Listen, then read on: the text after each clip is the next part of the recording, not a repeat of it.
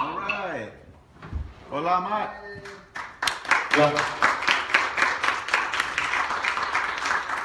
So, Amat, we are also recording this on live video. So, is it okay if we do the conversation in English?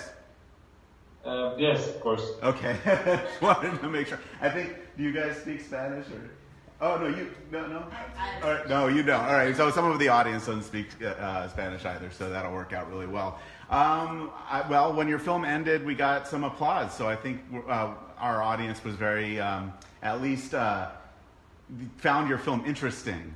But we want to talk about this film. Very interesting. You loved it in the back.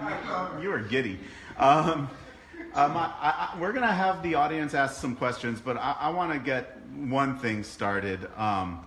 As a Mexican filmmaker with a film, this is the second film I've seen this year from Mexico where it deals very heavily with sexuality and how sexuality is so ingrained in how people live their lives. The other film we played earlier, I programmed it for the Latino Film Festival called We Are the Flesh.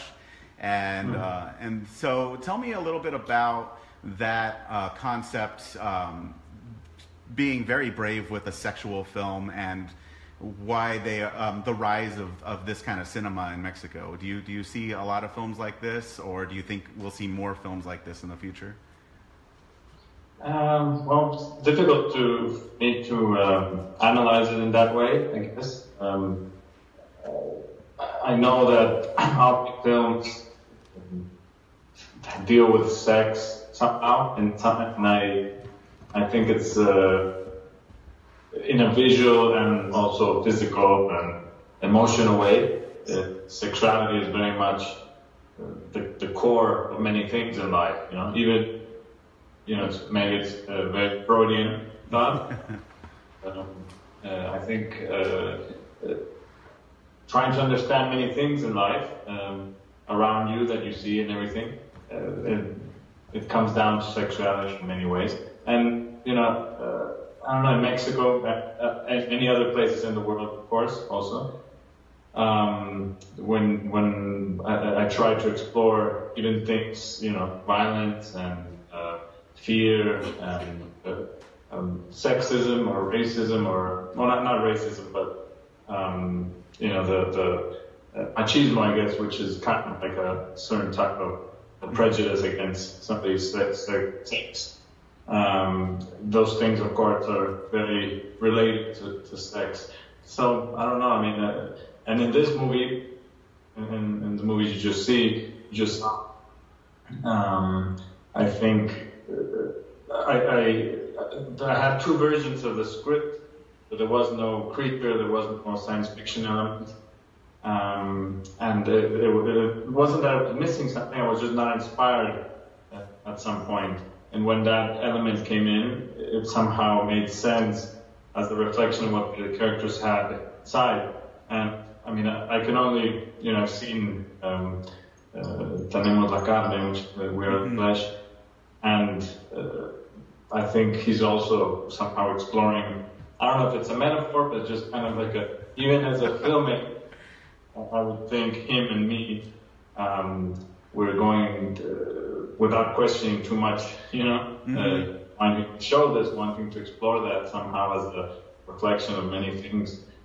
I think, I don't know if that answers any of the question, but more than that, as a movement in Mexico, I'm not sure. I mean, there's always, I think sex is just a very popular subject in cinema. And I think it goes. It's a little braver, or goes a little bit farther than we see in the United States. I will tell you that.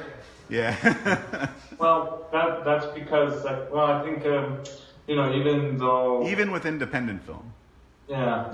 There's a lot of censorship in the United States that's dictated by money, basically. And in this movie, it's still, of course. I mean, I think I'm not gonna say that I'm not a little bit conscious of that, of course, because I know if I show a lot of male genitalia, for example, it's going to be extremely difficult to get any type of distribution anywhere. No?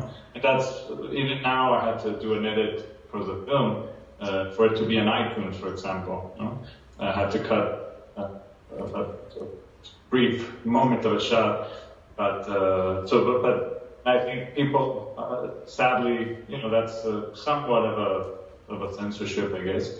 And but this film, also because of the budget I'm working with, it's quite free. Being same with We're the Flesh, I think. It's not that we don't care, it's that we can do it because we have some money that is not going to be owed to an investor necessarily. Right. You know, this film is funded by funds, basically by state funds from Mexico, some of them, and many of them from Europe also. Germany, France, Denmark.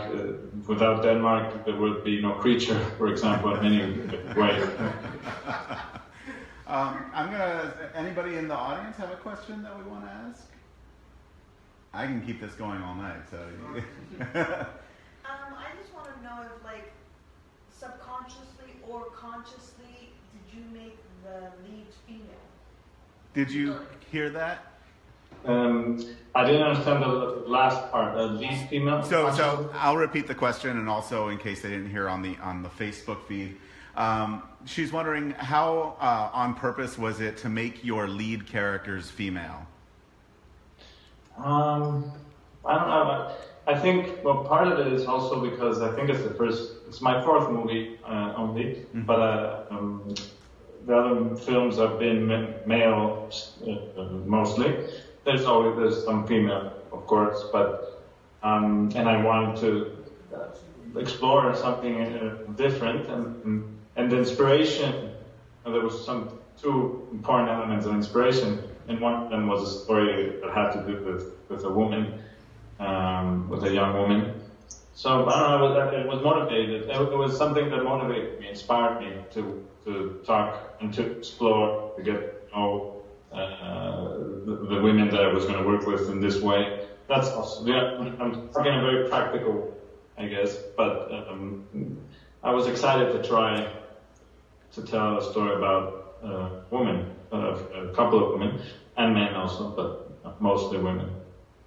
Yeah, Ellie, by the way, is a masterpiece. We screened it here and we love it here. But speaking of that film and this film, there are a lot of similarities in terms of tone and how naturalistic it is. But you mentioned the creature and how that kind of came to you later. So can you talk about where that inspiration came from and why it fits so well?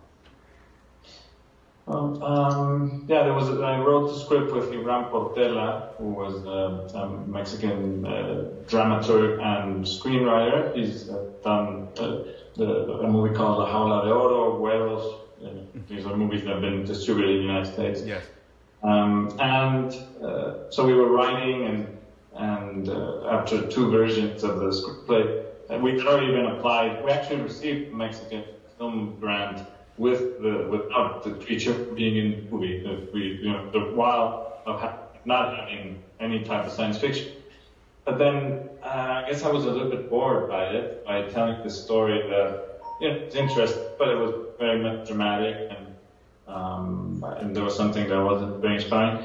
And I think the first element was kind of this crater, this fresh crater that was still smoking and started to attract animals. And that was kind of I had this image, because there was a forest involved, and there was a young woman that was mysterious at the beginning, and we saw her come out we didn't see her come out of a cabin, we saw her coming down from the mountain with a dog bite, and that leads her to the hospital where she meets the nurse. No? This is the original screenplay. But then I wanted to have more mystery, I guess, so I had this thing in my head, and then from that crater, I kept having this image of something there that would attract animals, including humans, and this older man that was living there, like in a van, etc. This is the man that ends up being the caretaker of the kitchen. And then once I thought, well, the core of the story is sexuality, and I had this idea of having, it wasn't necessarily in the shape that it is now, this movie, but I wanted something in a cabin that was very attractive and that somehow they were attracted that could also damage them, which is basically their own fear of sexuality. And of course, once we started to work on that, a movie came into play that was important for me. It's called Possession by Amat Escalante. And there was some connection there. We were at the same time, wanting to explore that, but at the same time not so much also. But at the end, I kind of embraced, when we did the design of the creature, it became for me a creature that is from films, from movie. It's a monster, it's a film monster, basically. So I liked the idea of playing with that, and also that dictated that we was going to be more genre, more horror, science fiction. And that opened the door for me to use a soundtrack, for example, compose music, a score, and all these things that I had some fun with that I had never done before because of this element. Yeah, it's a very effective score, and yeah, that's one way it's very different from some of your other films, is that it's almost a traditional horror movie score with the strange noises and ambient sound. And you have one scene of I don't want to give too much away, but there's one scene with the creature and the lead actress, and it is very beautifully and amazingly shot. So can you talk about how you pulled off your effects and getting the image so that it was powerful without it just being, overly gratuitous? I felt like it's just a beautiful, the scene of sexuality with the creature is a beautifully shot scene. How did you balance that? Those are things that really I'm not consciously thinking of. Yeah. How to balance it at that moment when I'm doing it. It was quite, of course, very difficult. We had this visual effects supervisor, Peter Jord, who was a Danish artist that has worked in all of Lars von Trier's films since Dance in the Dark to now. And he was in the set. He took care of anything that had to do with visual effects, including the creator and the creature. No? So shooting it in a way was, I had his. It was me and him basically, and there was so many technical aspects to it. We were, doing it together, and it was quite difficult. There was a lot of steps, but we had to design the head of the creature and the tentacles exactly how it was going to be before shooting. And we had to design the whole creature before and make the head, some tentacles to have on set. We used those to wrap around and etc. No? So we had, basically it was somewhat of a puppeting setup. We had 8 women underneath Ruth, the actress, and she was being held by a small crane, and we did about 6 shots of those. I had to kind of visualize and trust that we were going to be able to do that to finish the effect. But yeah, what was the most difficult thing was for the actress to be able to do those movements appear smooth and that she's having some pleasure, which was very difficult because it wasn't pleasurable at all. It was very, very uncomfortable. Of course, there was there had to be the minimum people, but there was still a lot of people that were required to do that. And yeah, I don't know, it was dark, so at the same time that gave me some, leeway for in case it was too much or something, I could always darken it, and yeah. And it had to be kind of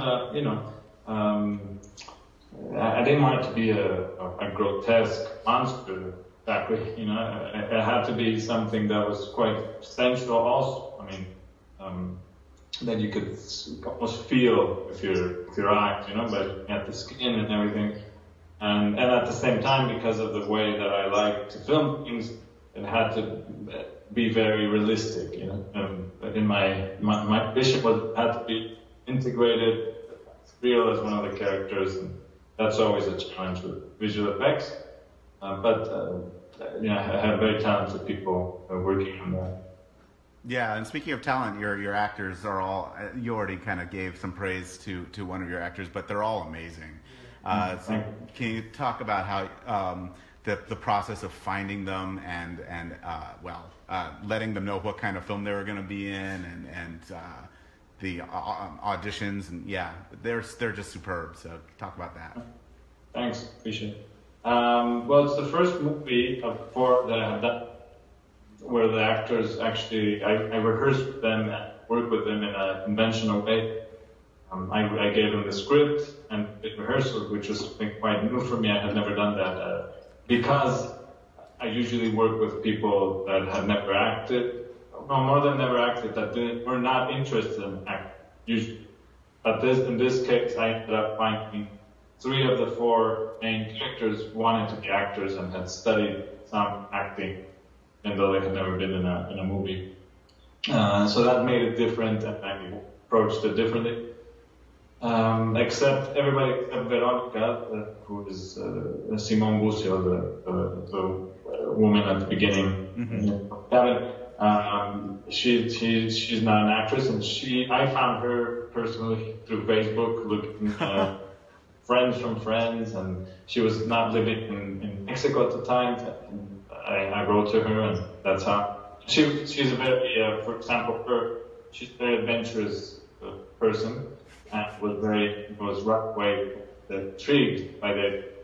And everybody, the casting of the rest was done, some in Tijuana, which was very important, and then Villavicencio, the male nurse, Fabian, he's from Tijuana, and there in Tijuana I have Ricardo Silva, who's a very good filmmaker, who has done a couple of movies. One of them is called Navajazo, which is about Tijuana life.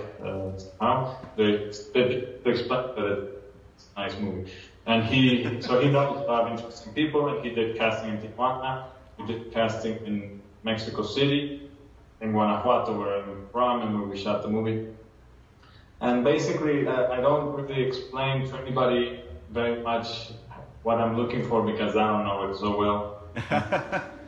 When I see it, it's kind of an intuition, and it completes something. So it's a very creative process of finding the people also, basically. Yeah, we're familiar with some of the Tijuana filmmakers, us being right by there. We should have gotten, where's Fabian? We could have gotten him up here, right? Yeah. He doesn't have, I don't think he has I'm not sure, I don't think he could have. Yeah, I'm just joking, of course. But does anybody have any? Yes, we've got a question in the back. I had one in Spanish and one in English. One in Spanish, one in English. You have to say really loud, though. Okay. So, primero, te puedo decir que te aplaudo porque la película es totalmente impredecible. Empezando por el libreto, la historia. Me asombró la escena del sexo entre todos los animales, me hizo pensar hasta dónde a nivel de la humanidad podría afectar esta criatura. La otra cosa, el aliens, como le quieran llamar, totalmente diferente a todo lo que hemos visto en Hollywood. Totalmente diferente. O sea, te aplaudo. Ahora sí, te pongo con regadas y entre otros directores de México, entre uno de mis favoritos. Y que viva México. Gracias. Y la segunda is, that's in English. It kind of the movie remind me, I don't know, with some parallels, connection with a movie that comes from my wonder years, a movie called Extra. I don't know if you... Oh, I know Extra. Yeah. And the other one is Pasolini Lima. Which one? What movie? Extra? I haven't heard of it. So the first film he said is a movie from the 80s with an alien called Xtro. It's spelled Xtro, and it is actually very similar in that it has an alien with lots of sexual stuff in it. Yeah, you could say that this is an art house rendition of Extra. It's a more serious film. And the And Pasolini. the other one is Pasolini Teorema or Teorema. Yeah, Teorema. Well, actually, this is a good time to ask you about some of your influences that we might see in your films. Well, there's many of them come, which is maybe a little bit sad or something, I don't know. But many of them are just from the time that I was really, I'm still very passionate about movies, but there's always a time when you're completely dedicated and learning, from film, from movies. And this was when I was like 15 to 22, 23, and that's when all those filmmakers and movies that I saw then, kind of the things that I always go to, basically, which is, Fritz Lang, Werner Herzog, Fassbinder, Buñuel. Those are the basics from before. In this movie in particular, we were looking at specifically, I have to think a little bit, but it's true that I always like to mention, because it's not very obvious, is a movie by R.W. Werner Fassbinder. The Merchant of Four Seasons, and this movie has a lot of characters and the dynamics of the family, and I was quite inspired by that movie. I'm sure there's all kinds of other stuff there. The Shining, some Tarkovsky stuff, but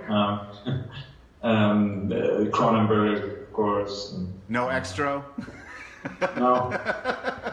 I wish, I wish more people in here knew what the hell that was, because you would all think it's much more funny than it's a ridiculous movie. After the movie,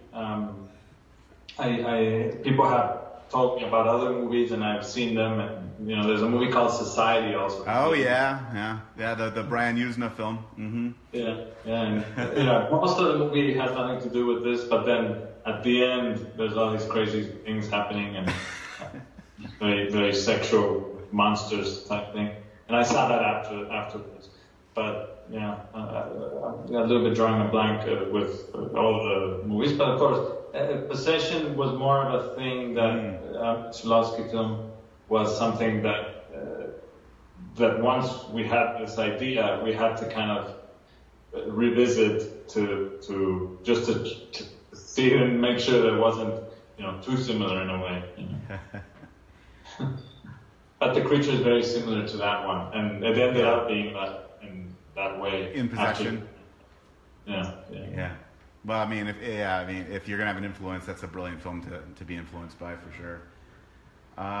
Anything else in the audience?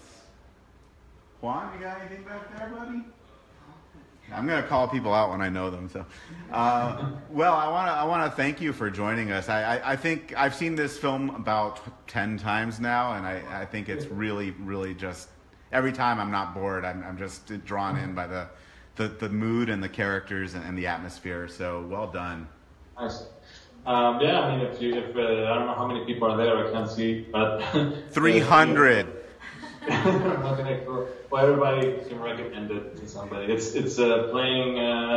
It's going around in the United States somewhat, and it'll be out on Blu-ray at some point. Yeah, if I may, it's actually playing at just an hour north of here at a great theater called the Frida.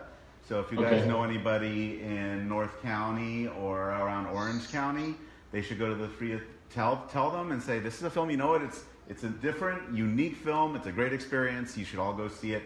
And I think, aren't they interviewing you at the Frida too, Trevor? Yeah. After this, have this guy. Yeah, they're good friends of mine. So it's gonna be midnight over here, so I'll see how lucid I am. Yeah.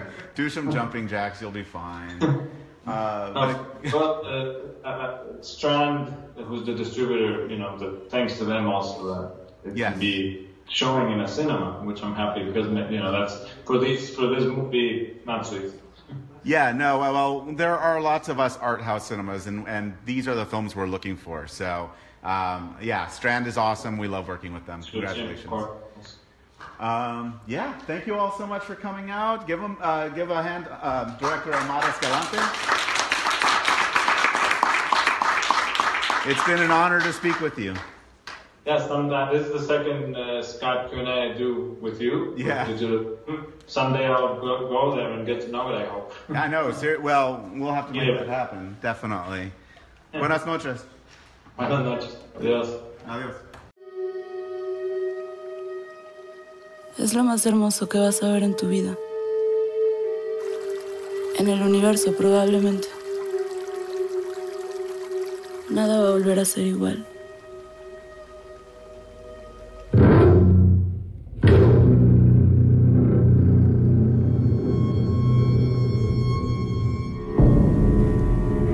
¿Sabes el lugar exacto donde te atacó?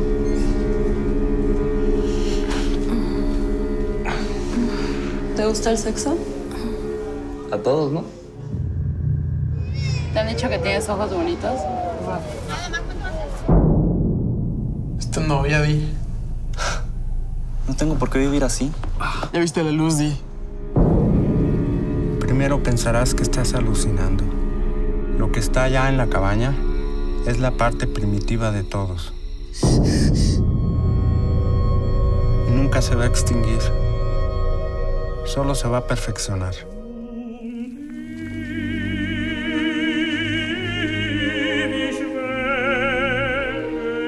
Tú le vas a gustar. ¿Te han dicho que eres hermosa? Quiero recuperar a mi familia. Por primera vez en mucho tiempo estoy bien.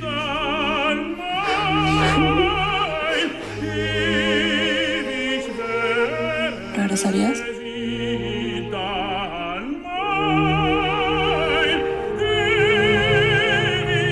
Solo da placer.